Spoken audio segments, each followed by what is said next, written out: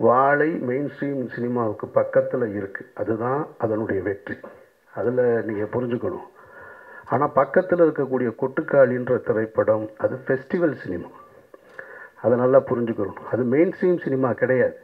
அதுக்காக அது நல்ல படம் இல்லைன்னு அர்த்தம் இல்லை. அது ஃபெஸ்டிவல் மோடுக்காக தயாரிக்கப்பட்ட ஒரு படம்.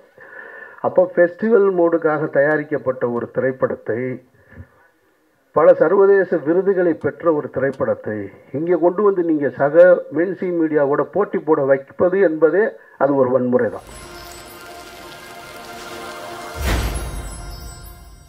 அரங்கத்தில் இருக்கும் அனைவருக்கும் இறைவன் புறத்திலிருந்து சாந்தியும் சமாதானம் உண்டாகட்டும். இந்த கேவி திரைப்படத்தின் அறிமுக விழா கிட்டத்தட்ட ஒரு மணி நேரமாக நடந்துகிட்ருக்கு. மேடையில் கிட்டத்தட்ட இசை வெளியீட்டு விழாவில் என்னெல்லாம் பேசணுமோ அதையெல்லாம் இப்பொழுதே இந்த புதியவர்கள் பேசிட்டாங்க. அவங்க தங்களுடைய வழியை சொல்லுவதாக இயக்குனர் இங்கே கண்கலங்கி பேச முடியாமல் திக்கித்து நின்னார். அவங்களுக்கு தெரியாது உங்கள் எல்லாருக்குமே கண்டென்ட் தான் வேணும்னு. மேடையில் இருக்க எல்லாரும் எனக்கு நன்றி சொன்னாங்க. இயக்குனர் சொல்லவே இல்லை. அது ஏன் சொல்லலைன்னா, நான் அவரை சுட்டி காட்டுறதுக்காக சொல்லலை. அவர் வந்து நின்று என்ன பேசுகிறதுன்னு தெரியாமல் இருந்தார். ஸோ அதனால் அவர் தன்னுடைய கடந்த காலத்துக்கு, அந்த திரைப்படம் எடுக்கப்பட்ட காலத்துக்கும், அந்த நிகழ்வுகள் நடைபெற்ற இடத்துக்கும் போயிட்டார். அப்புறம் முன்னாடி பேசின நிக்கில் முருகன் வந்து பேசியதை பார்க்கும் பொழுது, அவர் குறிப்புகளை எல்லாம் எடுத்து பேசுகிறத பார்த்தா எனக்கு மறைந்த கலைஞர் அவர்கள் தான் ஞாபகத்துக்கு வர்றாங்க. அவர் ஒருத்தர் மட்டும்தான் எந்த விழாவாக இருந்தாலும், எந்த பேச்சாளர்கள் பேசிக்கிட்டு இருந்தாலும், பேசும்பொழுது ஒவ்வொரு பேச்சாளர்கள்கிட்டருந்து ஒரு குறிப்பு எடுத்துக்கிட்டு எல்லாருக்கும் பதில் சொல்லுவார். கலைஞருக்கு பிறகு இப்பொழுது நிக்கில் தான் நினைக்கிறேன் நான். அவ்வளோ தெளிவாக எப்படி இந்த வேலையை செஞ்சாப்புலன்னு தெரில. நோட்ஸ் எடுத்துக்கிட்டே இருந்திருக்காப்புல போல இருக்கு. ஓகே, ரொம்ப சந்தோஷம். கேவி இது ஒரு நாயகனுடைய பெயர் கிடையாது, ஒரு ஊருடைய பெயர். அந்த ஊர் வந்து பெரிய குளத்துக்கும் தேனிக்கும் நடுவில் இருக்கிற ஒரு ஊர். அவங்க சொன்னது மாதிரி மேலே இந்த பக்கம் போனால் 10 கிலோமீட்டர் போனால் கொடைக்கானலுக்கு போயிடலாம், கீழே வந்தால் பெரிய குளத்துக்கு வந்துடலாம், தேனிக்கு வந்துடலாம். இந்த மாதிரி ஒரு மலை கிராமம் அது. இந்த மலை கிராமத்தை பற்றின அனுபவம் எனக்கு இருக்குது. பெரிய குளத்துக்கு இன்னொரு புறம் அகமலைன்னு ஒரு ஊர் இருக்குது. அந்த ஊரில் குண்டஞ்சை எஸ்டேட்னு ஒரு எஸ்டேட். அதுக்கு நான் போயிருக்கேன் என்னுடைய பள்ளிக்கூட காலகட்டத்தில். கிட்டத்தட்ட அது இப்படி போகும், மேலே குதிரையில் தான் போகணும். அதில் ஒரு கிட்டத்தட்ட 2 மணி நேரம் பயமாக இருக்கும். குதிரை எப்போ வேணாலும் விழுந்துருமோன்ற அச்சம் இருக்கும். குதிரையில் தான் அந்த மூடைகளை கட்டிட்டு போவாங்க. கேவியில் கூட இப்படி இருந்தது பாதை. அது ஃபுல்லாக இப்படி இருக்கும், பாறையாக இருக்கும், நடப்பாதை கூட இருக்காது. அந்த அனுபவம் எனக்கு இருக்குது. அதோட புகைப்படங்கள்லாம் நான் வச்சுருக்கேன். நான் இப்போ எப்படி இருக்குன்னு தெரில. அது மாதிரியான ஒரு மலை கிராமத்தை பற்றி தான் இவங்க அந்த மலை கிராமத்தில் மருத்துவமனைக்கு வருவதாக இருக்கட்டும், அல்லது பள்ளிக்கூடங்களுக்கு வருவதாக இருக்கட்டும், இந்த மாதிரி சாலை வசதி இல்லை. அப்போது ஒரு பெண் கர்ப்பம் அடைஞ்சிட்டா, கர்ப்பிணியாக இருக்காங்க, அவங்க வந்து மருத்துவமனைக்கு போகணும். அந்த பிரசவ நேரத்துக்கு மருத்துவமனைக்கு போகணும்னா அந்த வழி சொல்லுவாங்க. வீட்டில் அனுபவஸ்தர்களுக்கு தெரியும். அந்த தண்ணீர் குடம் உடைஞ்சிடும் அப்படின்னு சொல்லுவாங்க. அந்த தண்ணீர் குடம் உடைஞ்சு அங்கேருந்து ஒரு 2 மணி நேரத்துக்குள்ளே மருத்துவமனைக்கு போயிடணும். அதுதான் அந்த தாயையும் சேயையும் குழந்தையும் காப்பாற்ற முடியும். ஆனால் இந்த கேவி கிராமத்திலிருந்து, வெள்ளக்கேவி கிராமத்திலிருந்து மருத்துவமனைக்கு, அரசு மருத்துவமனைக்கு வருவதாக இருந்தால் 7 மணி நேரம் ஆகும்.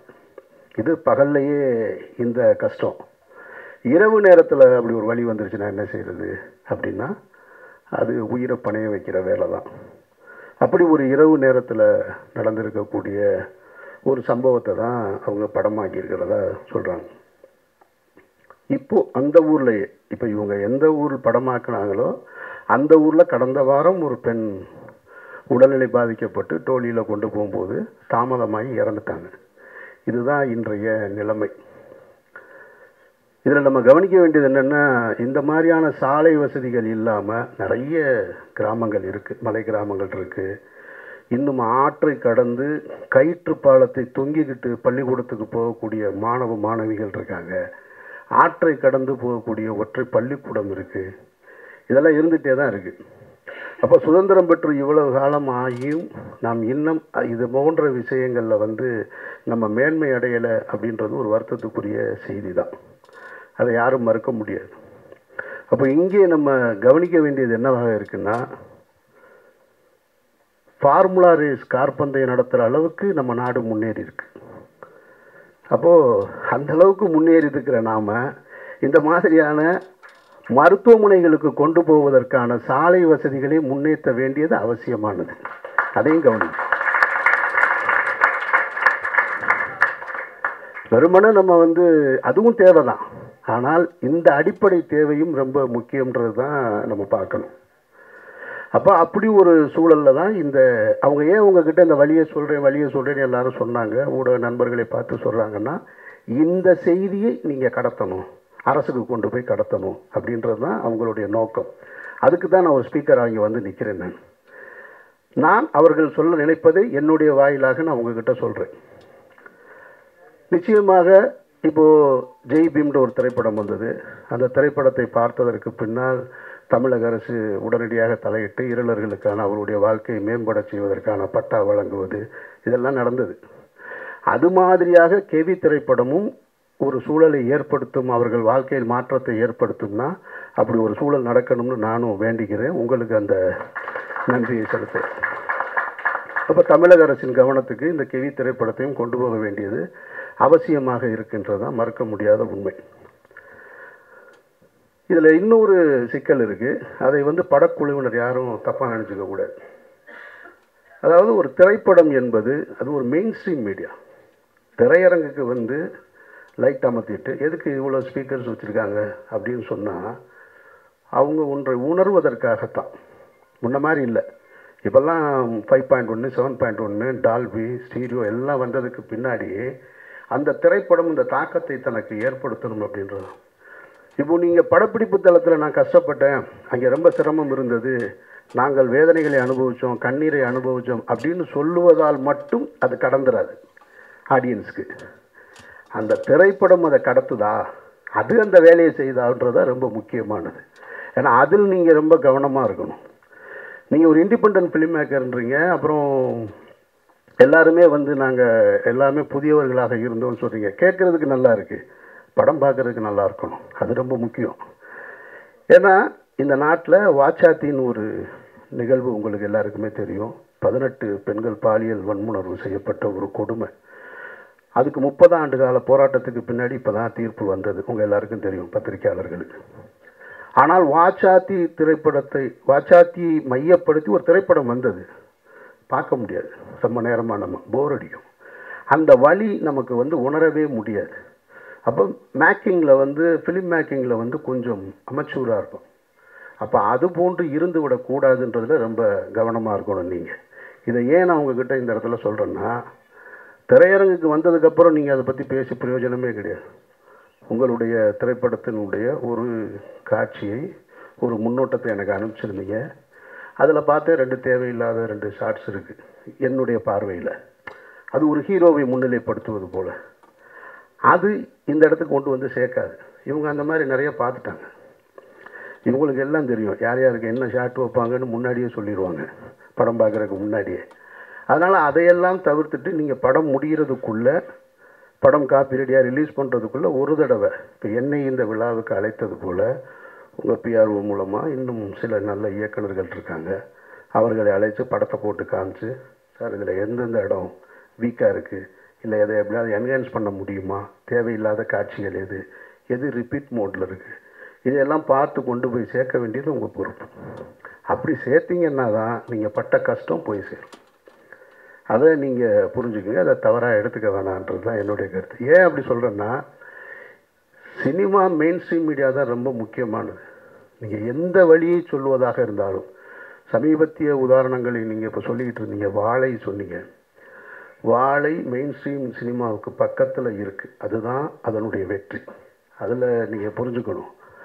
ஆனால் பக்கத்தில் இருக்கக்கூடிய கொட்டுக்காளின்ற திரைப்படம் அது ஃபெஸ்டிவல் சினிமா. அதை நல்லா புரிஞ்சுக்கணும். அது மெயின் ஸ்ட்ரீம் சினிமா கிடையாது. அதுக்காக அது நல்ல படம் இல்லைன்னு அர்த்தம் இல்லை. அது ஃபெஸ்டிவல் மோடுக்காக தயாரிக்கப்பட்ட ஒரு படம். அப்போ ஃபெஸ்டிவல் மோடுக்காக தயாரிக்கப்பட்ட ஒரு திரைப்படத்தை, பல சர்வதேச விருதுகளை பெற்ற ஒரு திரைப்படத்தை இங்கே கொண்டு வந்து நீங்கள் சக மெயின்ஸ்ட்ரீம் மீடியாவோட போட்டி போட வைப்பது என்பதே அது ஒரு வன்முறை தான்.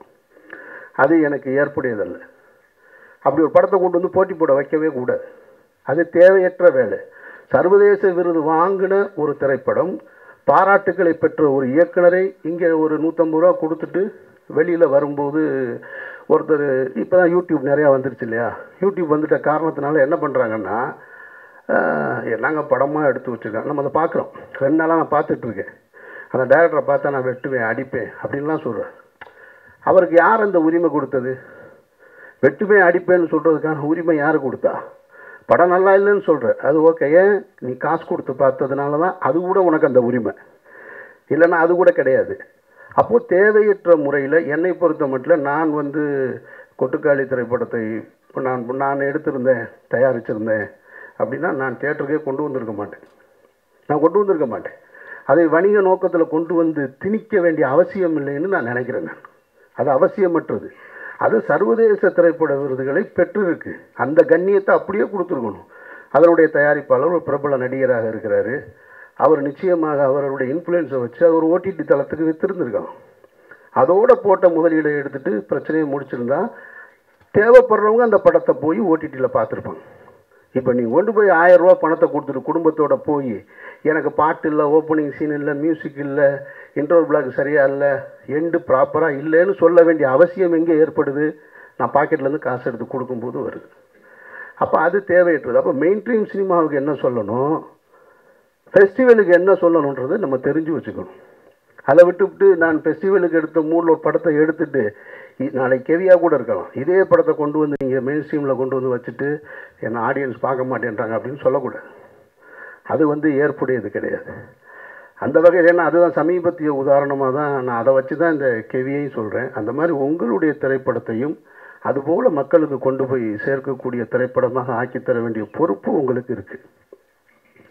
அப்புறம் இங்கே நிறைய இருக்குது. இந்த மாதிரி சாலை வசதி இல்லாமல் இந்தியா ஏசியன் கேம்ஸ் நடத்துறது, அப்புறமா இன்னும் அடுத்து ஒலிம்பிக் கூட கேட்டிருக்காங்களாம். இவங்க ஒலிம்பிக்கு கேட்டிருக்கதா சொல்கிறாங்க.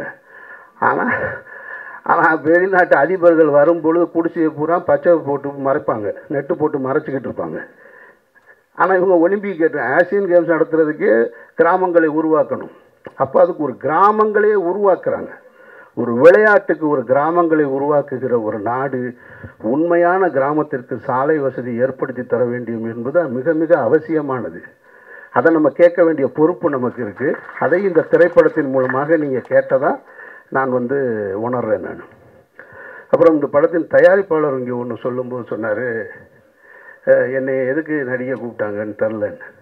அவர் இயக்குனர் ரொம்ப புத்திசாலித்தனமான வேலையை தான் செஞ்சுருக்கார், நான் நம்புகிறேன். நான் எனக்கு தெரியும் இந்த மாதிரியான திரைப்படங்களை எடுக்கும்போது ஒரு ஆர்வத்தில் எடுத்துருவாங்க. அப்புறம் ரிலீஸ் டைமில் வரும்பொழுதே போப்பா ஒன்றும் பிஸ்னஸ் இல்லை, அது இல்லை. அப்புறம் நீங்கள் சொன்னீங்க வியாபாரத்துக்கு உண்டான முகங்கள்னு, அப்படிலாம் முகம்லாம் இல்லைங்க. எந்த முகம் நடித்தாலும் வியாபாரம் இல்லை, அது வேறு பிரச்சனை. அவர் தெளிவாக தேர்ந்தெடுத்திருக்காரு. சரி, குறைந்தபட்சம் ஒரு கதாபாத்திரமாக போட்டோம்னா தேட்டர் வரைக்கும் நம்ம கூட நிற்பார். அது ஒரு சாதுரியம்தான், அது தப்புன்னு சொல்ல முடியாது. அது ஒரு புத்தி சாதுரியம் தான். அதை சரியாக செய்யும் பொழுது அவரும் பயனடைகிறாரு, நீங்களும் பயனடைகிறீங்க. ஸோ அதனால் எல்லாமே சரியான நிகழ்வாகத்தான் நடந்திருக்கிறதா நம்ம பார்க்குறோம். மற்றபடி உங்களுடைய உழைப்பு, நீங்கள் கண்ணீர் சிந்த வேண்டிய அவசியம் இல்லைன்னு நான் நினைக்கிறேன். நான் ரொம்ப மெனக்கெட்டிருக்கீங்க, ஒரு டீம் கஷ்டப்பட்டு வேலை செஞ்சுருக்கீங்க. உங்களுடைய கஷ்டம் எல்லாமே மைக்கில் பேசுகிறதுனால எதுவும் சரியாயிடாது. நீங்கள் பட்ட கஷ்டம் இன்னொருத்தவங்களுடைய கஷ்டத்தை பொது சமூகத்துக்கு சொல்வதற்காக பட்ட கஷ்டம். ஸோ அந்த கஷ்டம் திரையரங்கில் சரியாக நான் பார்த்த ஃபஸ்ட்டு இப்போ 2 ஷாட்டு போட்டிங்க பாருங்கள், அந்த ஷாட்டு பேசுது அந்த ஊர் என்னன்னு அப்படின்றது. எனக்கு இப்போ பார்த்த உடனே என்ன தோணுது, இந்த கதையை எடுத்துகிட்டு நம்மள்கிட்ட வராமல் போயிட்டாங்களே, இவங்க எடுத்துகிட்டு வந்தால் எடுத்து கொடுத்துருப்போமே அப்படின்னு தான் தோணுது. சார் நான் வந்து நகரத்தில் வளர்ந்தவன், நான் மதுரைன்ற நகரத்தில் வளர்ந்தவன். எனக்கு கிராமங்கள் தெரியும். ஆனால் கிராமத்தில் இருக்கக்கூடிய வழி என்னன்றது அவங்களெல்லாம் அதெல்லாம் அவ்வளவுலாம் நான் வளரலை. நான் ரொம்ப சின்ன வயசில் ரொம்ப ஜாலியாக சுற்றிக்கிட்டு இருந்த பையன். நான் காலேஜ் வர வரைக்கும் ரொம்ப ஜாலியாக இருந்தேன். நான் அதனால் நான் பார்த்த விஷயங்களே அங்கங்கே அந்த கிராமம் அது இதுன்னு எனக்கு இருக்கிற சினிமா அனுபவத்தை வைத்து, நான் பார்த்த சினிமா அனுபவத்தை வச்சு எனக்குன்னு ஒரு கதையை உருவாக்கி நான் திரைப்படம் எடுத்துகிட்டு இருக்கேன். இது நான் பார்க்கலை. இப்போ இந்த ஃபஸ்ட்டு ஷாட் பார்த்த உடனே ஆக நம்ம பண்ணியிருக்கலாம் இந்த படம் அப்படின்னு தோணுச்சு.